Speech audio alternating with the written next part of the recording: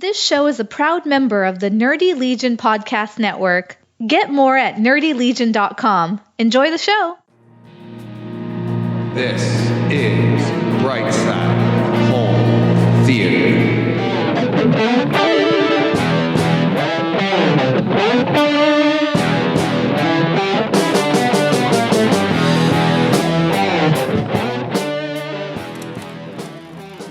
Hey, home theater nerds, welcome back to the Brightside Home Theater Podcast, the podcast that's all about the experiences we have in our theaters, the sights, the sounds, the scenes, all of the fun. And we've got a bunch of scenes this week from Final Countdown in 4K. And this movie is being brought to you by Carl. It's not a sponsorship or anything. Carl told me about this movie back in the winter, over the winter, and he's like, you've got to check this out. Carl, our buddy that emails us and provides us with so much information and so much news. Thank you, Carl. So this one's for you, buddy. And wow, thank you for sending this to me. Thank you for encouraging me to do this movie. I had never seen this before, and I had so much fun with it. My son had so much fun with it. I've already reviewed it. I've already done all of my scenes. And this, it was just so, it was a blast. It's a movie from 1980.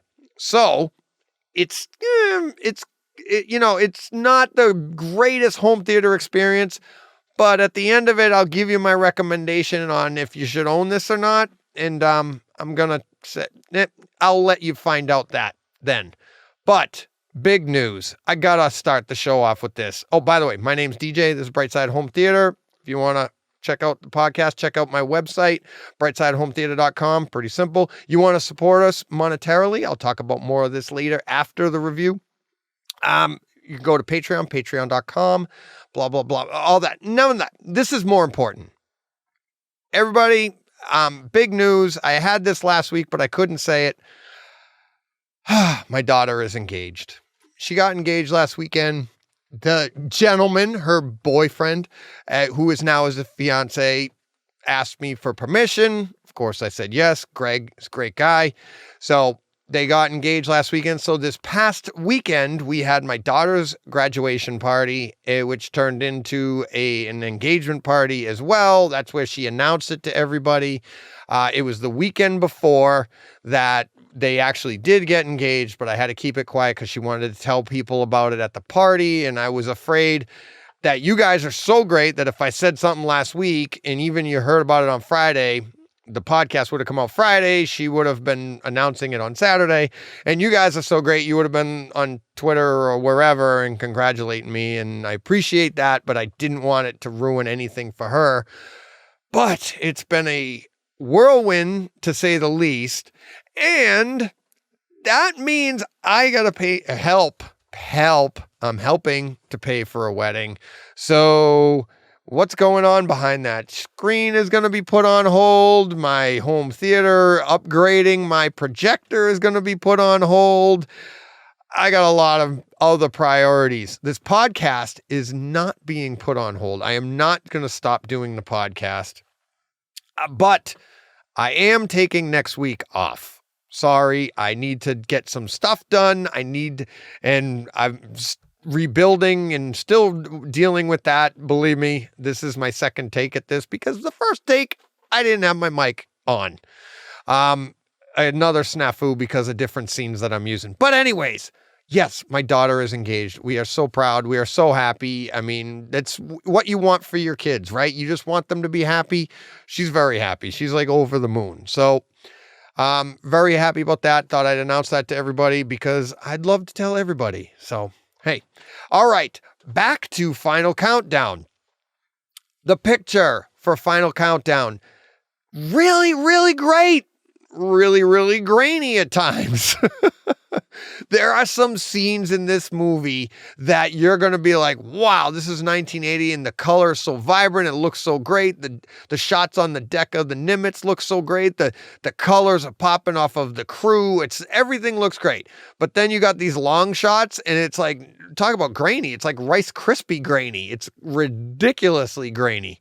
So that gets you back and forth.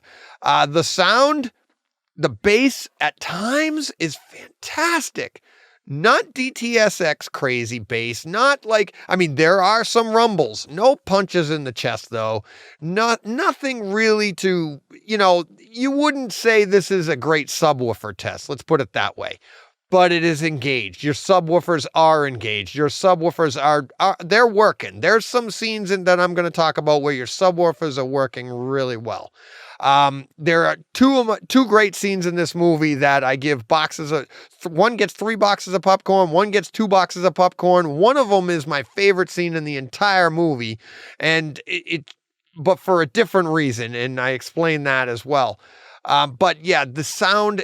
A lot of great pans. There's some jet pans and there's some missile pans and there's some ambient sounds and a lot of fun. So the popcorn is popping. So let's get to that first scene. And first up, we have the opening where we always start. And this is a pretty cool opening for a movie from 1980. We have on the left side of your room, you can hear the Tomcat pilot requesting takeoff from the Nimitz. And then on the right side of your room, you can hear the tower clearing them for takeoff. Then in exactly 30 seconds, we get an image on the screen of the jet engine, the rear engine on the Tomcat, just in your face, dead center on the screen, and then the sudden roar of that engine as that plane is taking off. Your bass in your whole room gets filled with the bass. Really, really nice. Not super deep, like I said, not all the way down. I mean, you can feel it. You could feel it in your seat, but it wasn't like, it's just not over the top. It's not crazy amount of bass, but it is pretty cool. And that opening part with the left and then the right and the pilot, actually, it sounds more like from a radio. And then even the tower replying, it sounds like a little bit less like from a radio, but you can hear the tower talking. That was pretty cool. But then one of my favorite parts of this opening is when the helicopter, as the Tomcat is taking off, you see it flying off in the distance and it's rising up through the middle of your screen. There's a helicopter that's about to go to Pearl Harbor, I believe. It's about to land in Hawaii, but it's taking off. And it looks like it's taking off from the Nimitz, but I don't think it is. I think that's just their transition, but it was pretty cool how they did it because one, the sound as the Tomcat's taking off, you can very faintly hear the rotor blades from that helicopter on the right side of front of your room. And then it transitions over as the Tomcat goes away and they follow the helicopter to Hawaii. You can see the helicopter coming in and it's like that sound is in the middle, but that helicopter didn't come from the Nimitz, or maybe it did. Because it was like weird how it like crisscrossed, but I thought the sound was really cool and how like they transitioned that and then the helicopter coming over. It was a really cool transition. And the other part that I thought was cool about it was the fact that the whole movie is not based off of this, but the helicopter and the Tomcats are the two things that the people in the past in 1941 actually get to see. So I thought that was pretty cool. And speaking of helicopters and rotor blades, at 3:58, we have rotor blades. Now, this is a scene where Martin Sheen's character is coming in and they're taking off and going to the Nimitz. This is the helicopter that was coming in earlier. So this helicopter is now taking Martin Sheen to the Nimitz, and they're flying over Pearl Harbor and the Arizona, the memorial of the Arizona. And the camera is fixated outside the helicopter so you can see like Martin Sheen looking down from the open side of the helicopter, the door, and the rotor blades are over your head. Really, really great use of the overheads here. You can hear them whizzing by over your head. It's just going by over your head as you hear the dialogue of, the crew member on the helicopter and Martin Sheen, and they're pointing out, oh, that's the Arizona, whatever, and everything going on there. But the overheads are really engaged there. So pretty cool use there. At 5 minutes and 32 seconds, we get the USS Nimitz, which is the equivalent version, nice version of the USS Enterprise. When in Star Trek, the motion picture, and they do the flyby when they first present you the USS Enterprise, and it's just a slow motion flyby that took like 20 minutes in that movie. This one doesn't take as long. What they do is they come up from behind it with the helicopter that Martin Sheen's in, and you see the water being churned, and as you get closer and closer, it's more and more white, and you see the churned up water, and then you get, right when you get to the Nimitz, all of a sudden this base gets engaged in your room. You're like, boom, like I don't think that's how it would work. I've never been that close to an aircraft carrier while it was in motion. But I've been on one, I've been near one, but I've never been around one when they started the engine. But yeah, but it was really cool how they went down the side of it, and you get a really good view of that flyby. Like, it took a while to go by, so it's really giving you that great sense of like the size of these behemoths. And especially, I can't even imagine what this was like on the big screen in 1980 and how great this must have been, that flyby. And then the bass, I could feel it in my seat, and my whole room is engaged. And it's just, that's it. You're just flying right by the Nimitz, and you're seeing the deck. You're seeing inside the little compartments on the side. Really, really great shot. At 8:14, we have a really nice Tomcat landing, nice high-pitched screeching of the tires, the cable being engaged, the bass coming in, really, really cool there. At 16 minutes and 29 seconds, heading into the storm. So we have the Corsair landing here as well, but the thunder and lightning that they used in this scene, part of it was like they just sent like white flashes at the screen, like they just whited out the entire screen for instances to create lightning effects. But there is some lightning in the background. You could see it in the sky, lightning effects coming down. But the thunder was so cool. It sounded like there was one part where it sounded like it was like right over your head. Really, really great bass there. The whole room, and it just filled up because as the scene played out, it actually moved the thunder around, like the focus of the thunder. There were times like when you're inside the ship, you're looking at the characters and the thunder goes off and it sounded like it was right over your head. But then there's other times when they're moving around, they're looking at the camera's looking at something else, but now the thunder sounds like it's over here, and then it's over on the left and over on the right. And the lightning as well, like the further away it is, you'll see the lightning and then you hear the thunder. They changed that up as well, which I thought was pretty cool. Like at different times, like you'd see some lightning, there'd be a delay, and then you'd hear the thunder. And then it was a little closer and then a little further. So it really gave you that effect of a weird storm going on. I also liked the color in this scene because they had that wonky looking, oil to water effect. It's like a yellowish going across the screen, like they were going, like that was that weird storm they were going into. But it was really kind of strange, and it's that one was pretty cool. But the thunder and lightning, and we get more of that in a second, by the way. The thunder and lightning was really cool in that scene. But then at 18 minutes and 36 seconds, they actually go back in time. And then the sound really ramps up, and it actually hurts your ears a little bit. You actually sit there and go, wow, at reference level, this is bordering on painful. But that's kind of a cool thing because the characters in the movie are all grabbing their head and they're all like in pain. It's like guys on the deck are going down to one knee. You got people inside the tower, and they're hunched over their monitors or they're grabbing their desks, and everybody's in pain. Everybody's dropping to the floor or to the desk or whatever. And it just really is like a really cool effect that kind of really hurts. And but then you get more of that wash that's going around the screen of that oil to water, that yellow there that I was talking about. You get that. Couple of weird looking scenes. They do a lot of silhouetting, and which of the characters isn't bad, but the silhouette of the Nimitz heading into the storm, I thought looked too model-ish, but we're spoiled nowadays. This is a 40-year-old movie.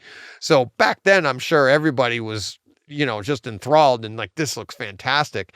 But nowadays, the silhouette of the Nimitz riding off into the storm looked kind of funny. But I really enjoyed that scene a lot. Really enjoyed that a lot. At 29 minutes and 59 seconds, we get a takeoff. So this is two Tomcats taking off from the Nimitz.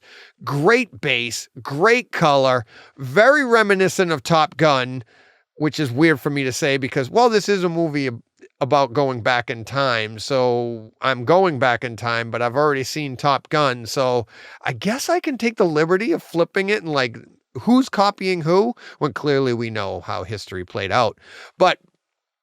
And they're also just copying what you do when you take off. I mean, these have got to be literally just like stock footage that they got from the Navy to be able to get this. And then I thought it was pretty cool how they showed the Tomcats taking off, and then they showed the pilots with the, saluting and giving the signal, the hand signals and everything, which is exactly what Tom Cruise does 6 years later when he's filming Top Gun.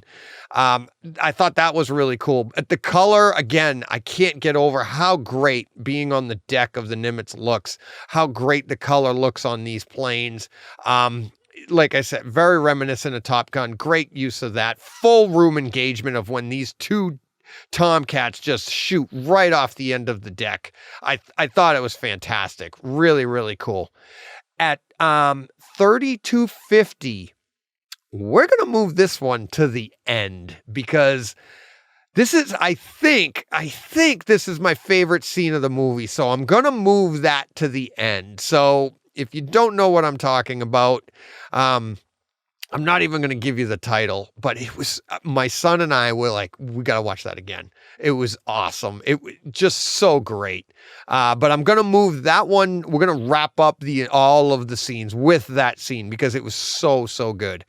But so let's jump up to 38 minutes and 24 seconds. Thirsty Tomcats. This just sounds really cool and it looks really cool. The image, I thought they did a great job of giving you that environment. This is two Tomcats coming in for a drink.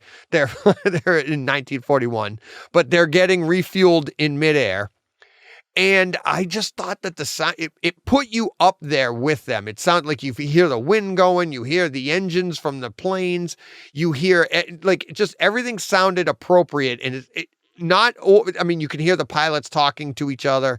Just a great use of sound here, but also just watch this scene and just absorb the view. It just looks so nice. The blue sky, the planes, seeing what they're seeing and how like even the back end of the fuel line that was coming out to them that they have to line up to, and seeing that the nozzle from the Tomcat come out to the side, which is right to the side of the cockpit, so it makes it easier for them to line it up because it's sitting there. It looks like you could reach out and grab it if he opened the cockpit. It's that close.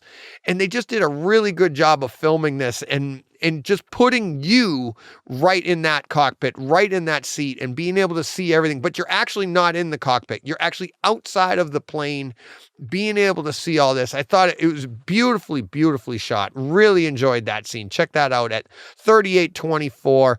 And I'm going to give that a couple of boxes of popcorn, by the way.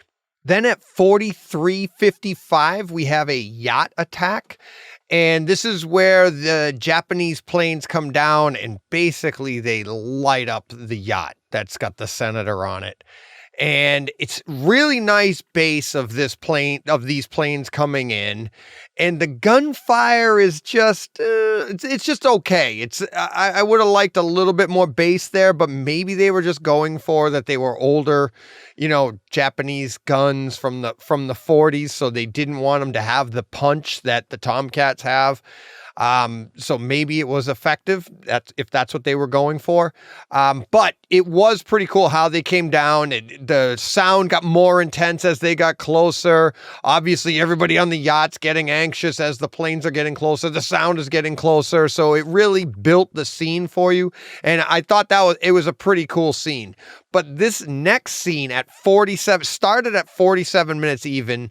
This is where the Tomcats engage the Japanese planes. This is getting 2 boxes of popcorn, by the way.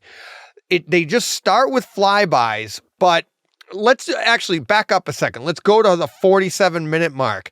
So I believe that the senator and the woman that was helping him write the speeches and stuff, or the speechwriter, they're in the water, and she was helping the dog up onto the board at the time. But if you pay attention, like when they're looking at when you're looking at the water, you can hear the Tomcats in the background, and it's depending on where they are, how you're looking at them on the water, where that is going to sound like it's coming from in your room. I think when she was helping the dog up, you could hear the Tomcats off in the distance on the left side of your room, which it was just really, really nice. And then when they got closer, they went and you went and looked at the Tomcats. You're up in the sky now. The sound gets that much more engaged in your room. It's like you're right next to a Tomcat. But then the engagement that they had, it was this scene here. The reason I gave it 2 boxes of popcorn is I thought the sound was really good. We had some really nice pans where the first Japanese plane comes in, and it comes from center to the right rear, and then the Tomcat comes up the same way. He goes a little higher up on my screen, so the sound went a little bit more to the left side, then pan down, comes down through the center and off to the right, following the Japanese plane. I thought that was really nice.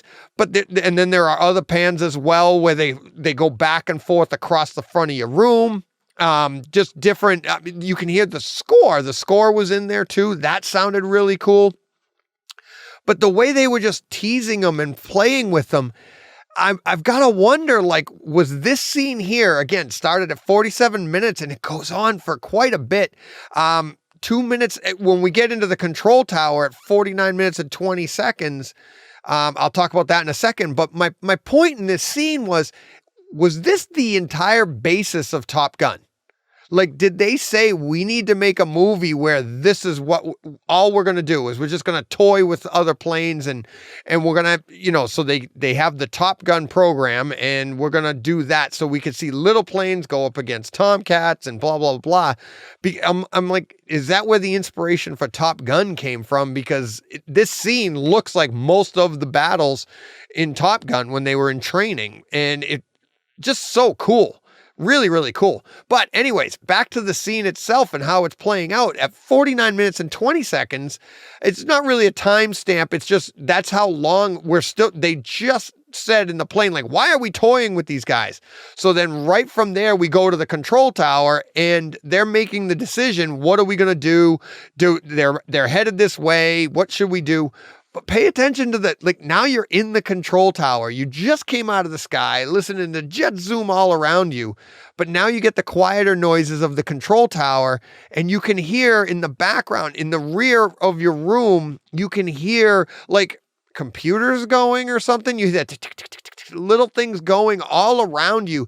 Just a completely different sense of ambience going on from what you just experienced with all of the sound going around the room of the jets and everything. Jets and planes, regular planes, that is. So that was pretty cool at 49:29. But then at 49:20, at 50 minutes and 30 seconds, we get the missile launch. And that's where they finally decide, okay, splash these guys, get rid of the Japanese planes because they're heading to the aircraft carrier. So we don't want them there causing any damage. So they shoot down the first one. He crashes into the water. That was pretty cool. Obviously, the guns on the Tomcat, a little bit deeper than the guns that are on the Japanese planes.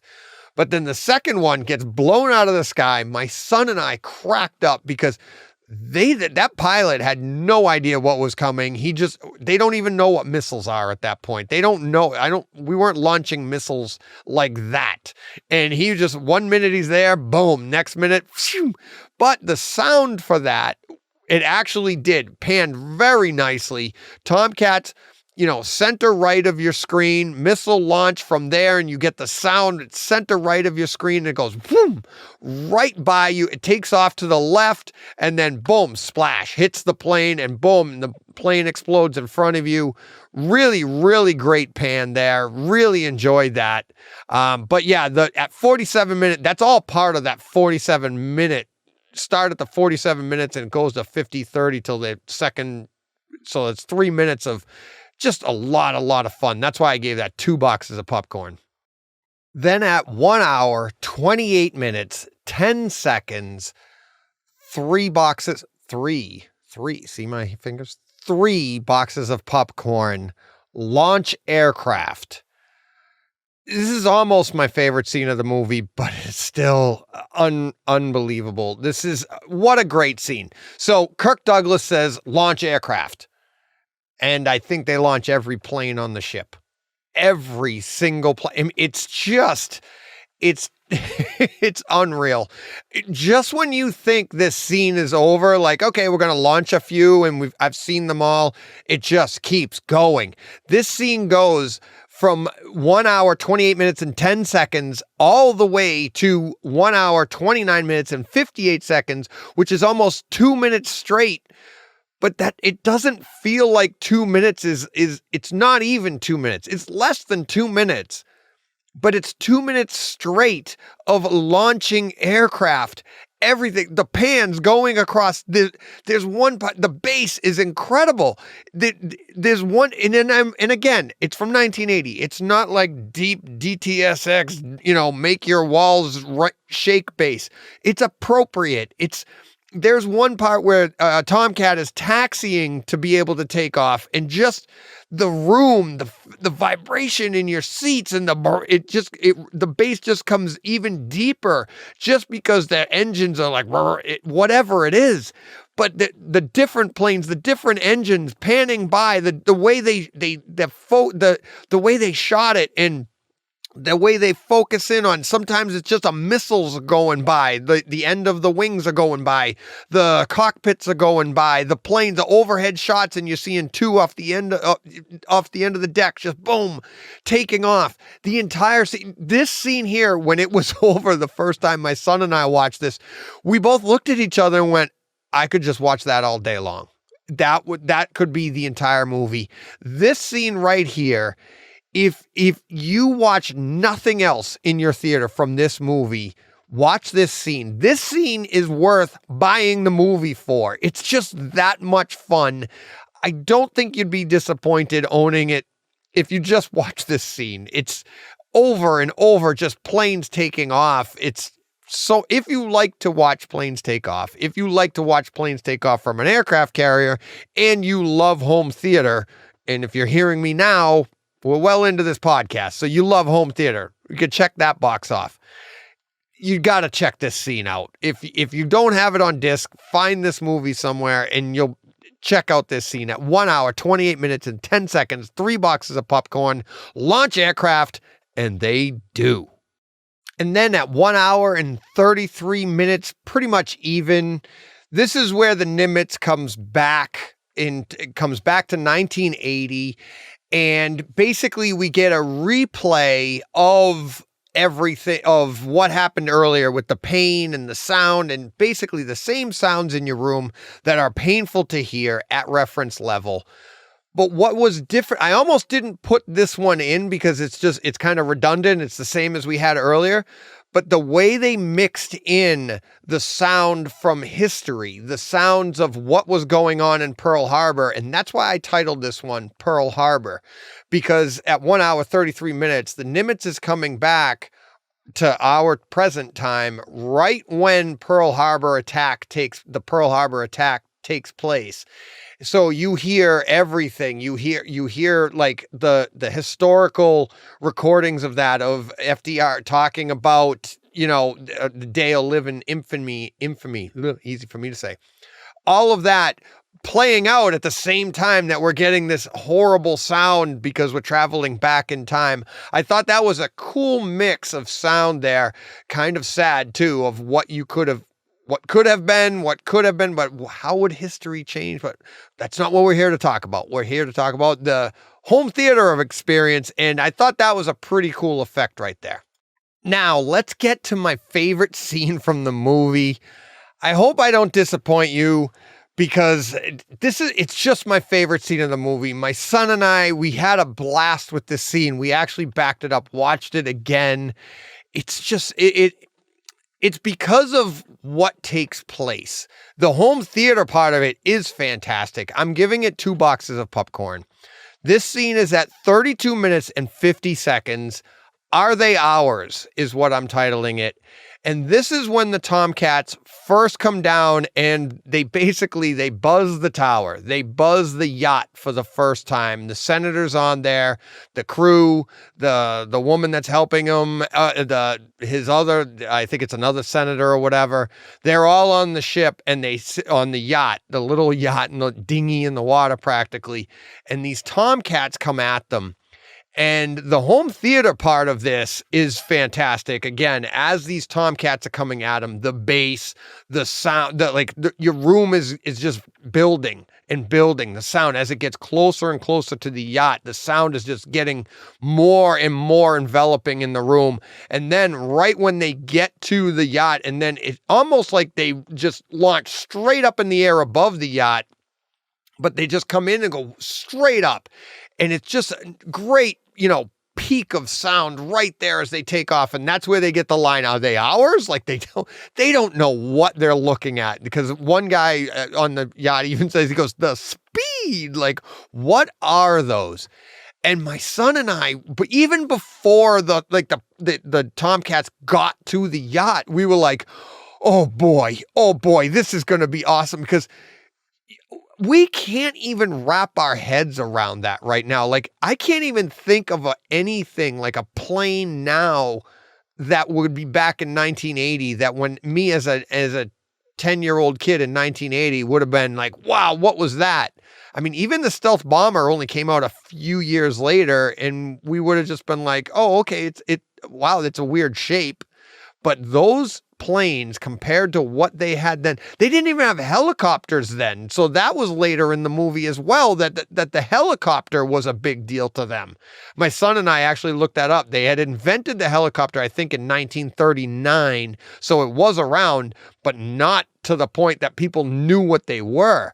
So these 2 Tomcats, the speed that they're flying at, the jet engines being able to do that. And to think about this, that's the other part of this whole thing in this movie, is like, in 40 short years, that's how far we've come. You have the Nimitz sitting there 40 years. It only took 40 years. What have we done since 1980 that equals that? Well, I guess technology with the iPhone and with, how we've shrunk a computer, stuff like that. But the sheer terror that those planes can induce, we don't have anything like that now. That scene, it was just so much fun. And like I said, even before they got to the plane, my son and I felt like we were before they get to that yacht, we felt like we were on that yacht. We could not wait for the people on the yacht to see what they were about to see. Very similar to when they started toying with the Japanese pilots, and we're like, oh boy, here they go. They're going to play with them. This is going to be fun. And this movie was just so much fun. I had such a great time doing this movie.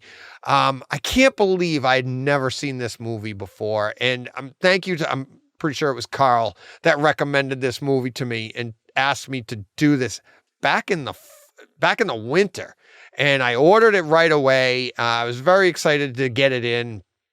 Very happy to be able to do this movie. It's not the best home theater experience ever, but if you own a home theater and you own Top Gun and you own these, you really should have this movie. Really, really should.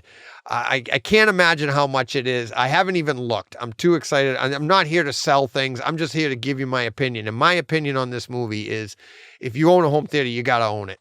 I'm sorry. It's just so much fun. And just everything about it, like, should they even engage with the Japanese? Should they change history? Should they not change history? There's so many conversations. It's such a conversation starter. And it's just so much fun. And yeah, I I can't give it a higher praise than that. It's a must own. Really enjoyed it. So now, what do we want to get to next? Do we want to get to listener comments, movies and scenes, new releases that I'm excited to be checking out? I don't know. What do we think here? Oh, and before we get to any of that, this is my 100th episode. In all of the excitement of the engagement, I forgot to announce that at the open of the show. But for everybody that's stuck around and is still listening, thank you. You guys that's still listening right now, and believe me, I didn't plan this at all. I didn't plan to, I meant to open the show with, hey, everybody, my 100th episode. I didn't even know I set my reminder on my phone that the 100th should have been coming up on the 20th of the month, but because I did a couple of double up weeks or stuff, this is it. If you go on, it says last week was the 99th. This week is the 100th episode. Hey, thank you to everybody that's helped me out all along the way. There's so many people. I don't even want to start giving names because I know I'll forget names, but everybody, you guys all know who you are. Thank you very, very much.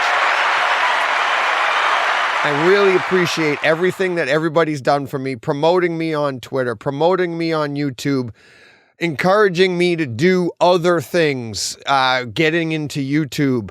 And at this point, maybe at the 100th episode, I'm thinking, what do you guys think of Discord? I've never done it. My daughter and her, fiance now said they wanted to set me up with one and we could all talk there. This is my idea. My idea for this is if we all went there and talked, it would make it easier for me to, when we get to listener comments, I would just go through that. But now here's where I have a problem with it a little bit is it sounds easier to me because I would just ignore everything else and we would bring everything to Discord and then we would have our conversations there. You guys could all talk. I've never done it, but from what I understand, everybody can talk there. And even if I'm not there, and then I just jump in on conversations and we can have fun with that. But I love the idea of bringing the bright side to Twitter.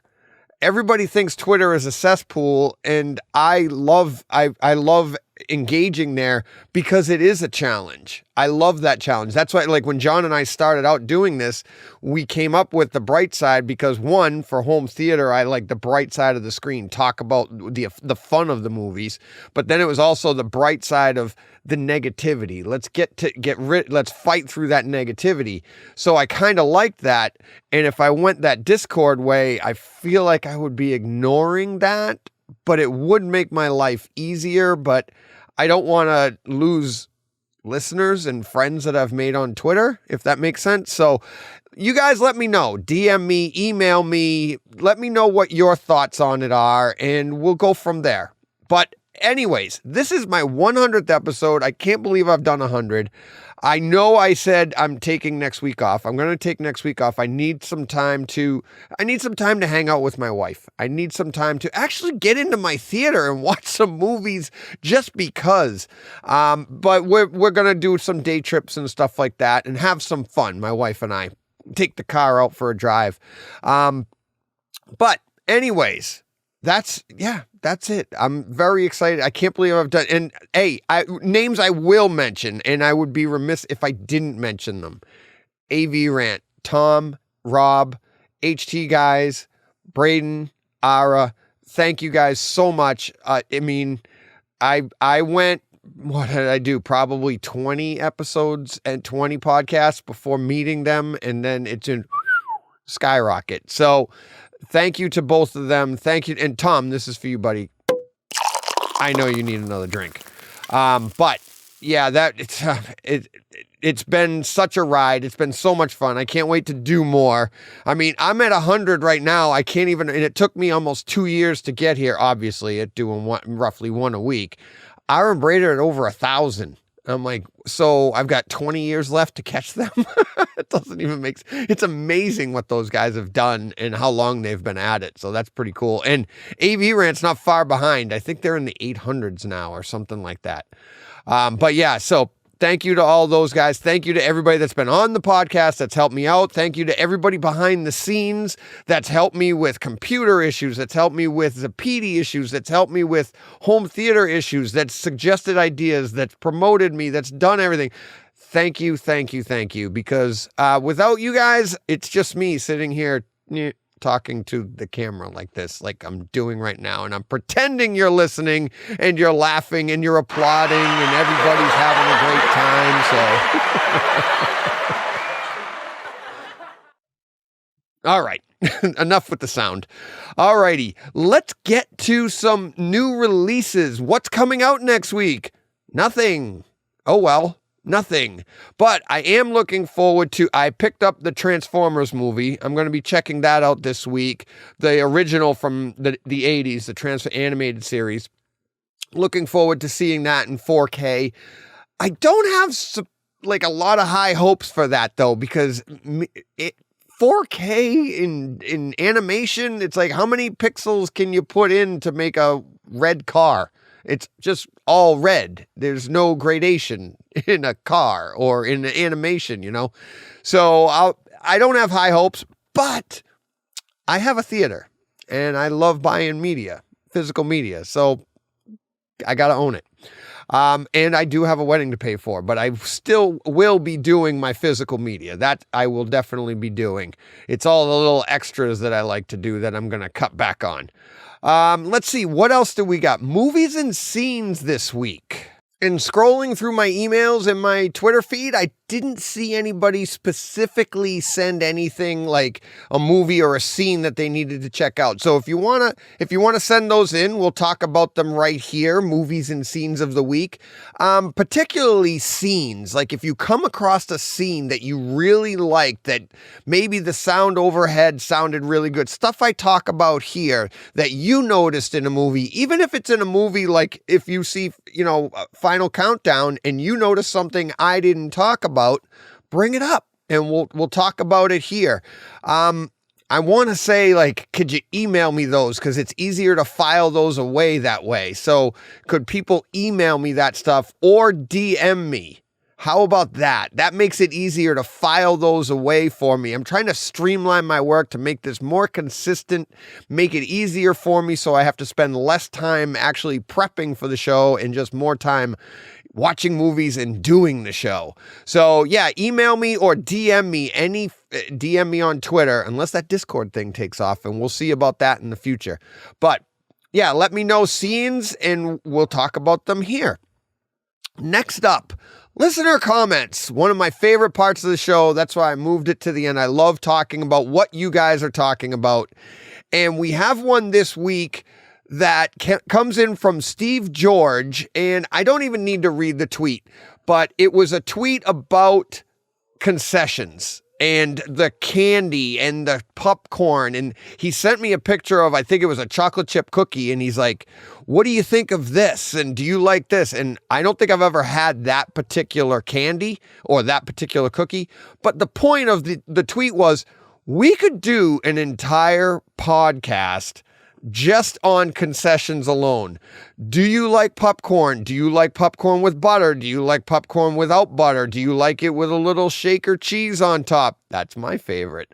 Which of the shaker cheeses do you like? If you're over in another country and you don't know what I'm talking about, shaker cheese, maybe you don't have, I don't know.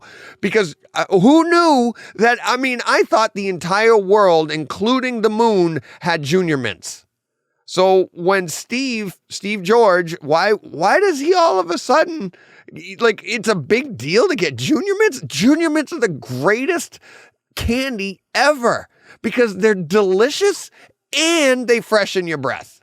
So you're out on a date as a kid, you pop in a couple of those bad boys and you're ready to go. Come on. It doesn't get any better than that. Just make sure you get the dark chocolate off of your teeth. That's not cool. But I mean, you got gummy bears, you've got Twizzlers. How many people have drank soda through a Twizzler because it was just fun to do, right? While you're watching a movie. Think of all of the different candies that you can, jujubes.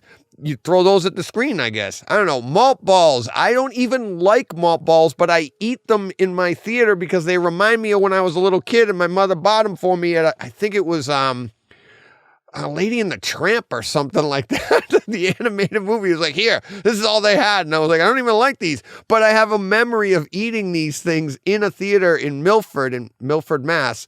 And I was like, that's where my memory is. So there's so many different things. Send me that. I'm going to put together, send me your favorite candy, concessions, everything like that. And we'll talk about it here. I don't know when. We'll talk about it in a couple of weeks.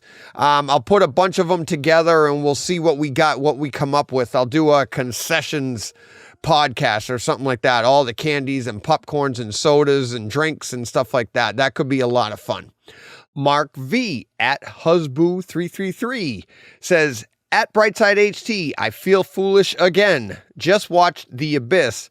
Can't remember ever seeing it before. I now side with everyone else. Needs a 4K transfer and a part 2. Yes, it does. And I asked him if he had seen the extended version or the standard theatrical release. And he said he'd only seen the theatrical release, but I was like, oh, you've got to find that, the extended version where there's so much more. It's a different movie practically. But he said, it's funny. He said, he goes, oh, I'll have to pick up the Blu-ray. I'm like, it's not even on Blu-ray yet. And that's the crime here. It's never mind. Do we need a 4K? I need that on Blu-ray. I have it on DVD, but that just doesn't transfer well to the big screen now because I don't even think it's anamorphic, if I remember right. I haven't watched that in a while. But he watched it on, what did he say? I can't remember where he watched it. I think he streamed it. But yeah, that movie it's awesome. It's such a great movie. I want to say it paved the way. No, I know it paved the way.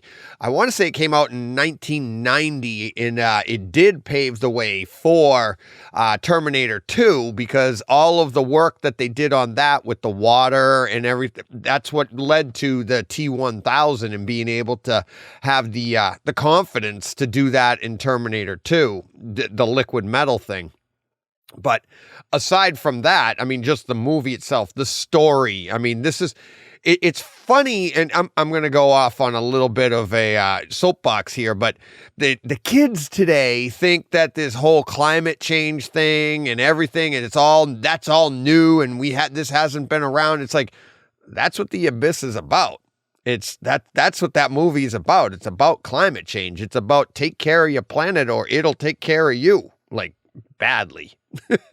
So it's like, I mean, that's 30 years old and stuff was going on about that before then. So it's funny how, and I teach my kids this all the time. It's like, this isn't new stuff. We've been talking about this for a long time. People have been fighting to promote it and people have been against it and blah, blah, blah.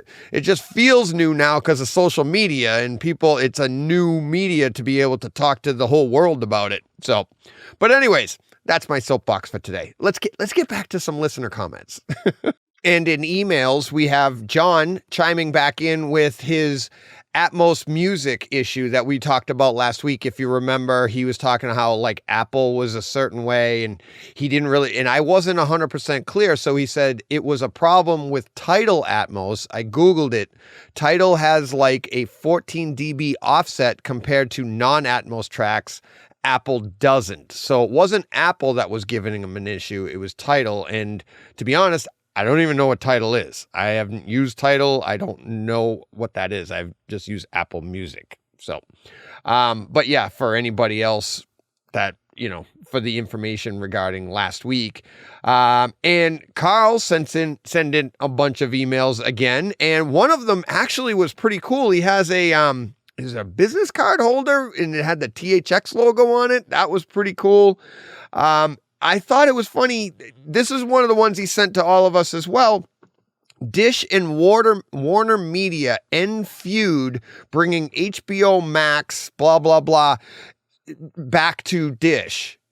And I left Dish 2 years ago, and they hadn't had HBO in a year at the time. I was like, how is Dish still in business? But that's the thing. You don't need to have HBO anymore because everybody's doing things like independently now, or piecemealing it. You have your apps. I think more and more people are doing it that way, where it's like, I don't need to have Dish. I don't need to have cable. I just went with, I'll just do all my apps, and that's where I'll get all my content. And that's how I do it here. And I saved a ton of money. I saved well over $100. I think it's $125 a month I save. And I actually put some of that money back into my internet. So I'll give you an idea on how, like, what I was doing before. For my Dish, and when I had Dish, I was paying like $175 a month for Dish, and I was getting everything. But that didn't include HBO. When I got HBO, it was like $200 a month because that's how much it cost to have HBO. So I dropped it, had to pick it up streaming. And so $175 there. I was paying $75 for my internet. And I'm like, and then on top of that, I was getting Netflix, and I did do Disney Plus had just come out at the time. So I had all those peripherals. Soon as I dropped Dish, I picked up Fubo with all of the same channels that I was getting on Dish. I still had Hulu, which I had before anyways. All of those other things being equal, I basically knocked that $175. I was paying $75 a month, and that included Red Zone. And then what was cool about Fubo, and I'd love to shout this out to people because I think it's such great business practice. In December, the day after the season ended, it was December or January, but it was the day after the NFL season ended, Fubo sent me an email, would you like to cancel Red Zone? And it was $10 a month because the season was over. What business does that? Most businesses are hoping you forget and then you just pay the $10 for Red Zone through January into August, and they just get the money. But I was like, that was pretty cool to me. And I was like, it makes me a loyal customer to that. It's like, I actually feel bad if I moved away from them. I'm like, they're trying to save me money. So in non-football season, it actually drops to $65 a month. I was still paying my internet of $75, but now, so for $65, I'm saving $110 right there. It's ridiculous. And I was like, it's so great. But that's the key, is like, to do all the streaming and cable or Dish, that's expensive, but you have to drop one, get rid of it entirely. And that's how you save the money. And that's what I've been doing. So then I took some of that savings and I put it from the budget and I put it into my internet, and I upped my internet to a 1 gig line, and it cost me like another $30 a month. And I'm like, that's nothing compared to what I was paying before. So now I'm flying through the internet, and I can, and I get all of my content, no buffer, and my content looks great. So I can't complain.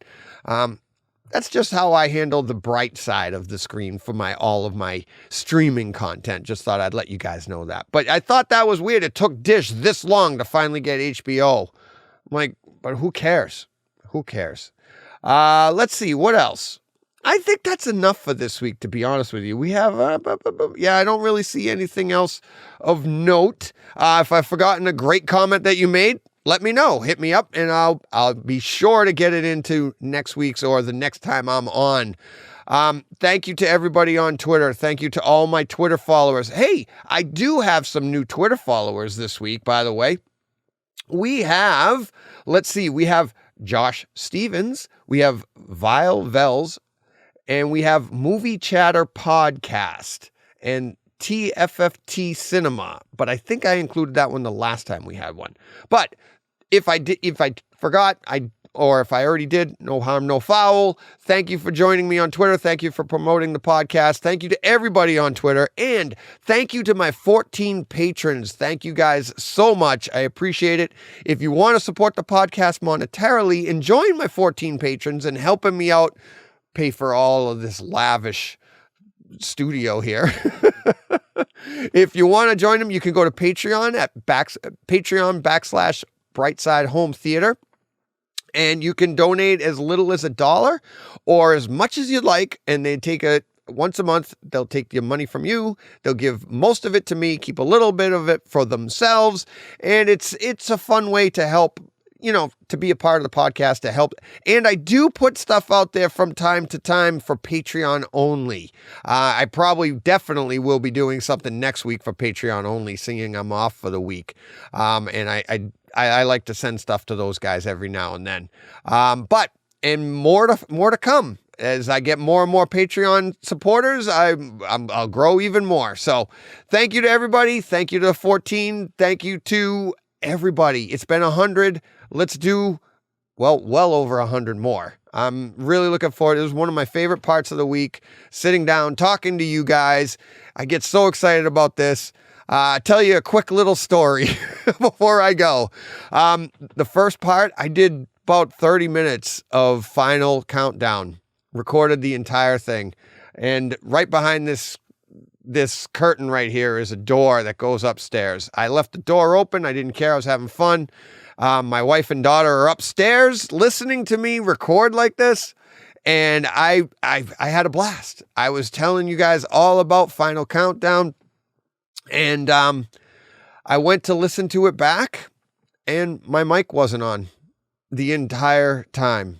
I had set up a different scene like I have right now, and because of the crash and everything's different, I'm still getting things back, and my mic wasn't on. So I recorded the entire thing, and it was literally just me. It's a video of just me talking with no audio in it whatsoever. So I had to redo that entire 30 minutes of the podcast, and my wife and daughter felt so bad. They're like, you were so excited. You were so happy. And I was like, that's okay. I can generate it again. No problem. No problem at all. I sit down to talk to you guys, and boom, here it comes. So, hey, that's what it is. So, guys, thank you and ladies. I know I have some ladies out there listening. I appreciate everybody. Thank you very much. Have a great week, everybody. Have a great 2 weeks. I'll be back in a couple of weeks. I will be on Twitter. I will be talking. So hit me up there. DM me with those movies and scenes. You can email me at brightsidehometheater@gmail.com. And check out the website as well. And check me out. If you're not already watching on YouTube, go there and hit subscribe. I do have a lot of subscribers, so I'm happy about that. A lot for me is like 380 or something like that. So I'd like to get that number up there, but I got to do some more how-to videos. And I'm rambling because I don't want to go. It's going to be another 2 weeks. See how much fun I have. Hey, everybody, have a great week. Love everybody. Thank you for listening. Thank you so much. 100 down, many, many more to go. Go push play.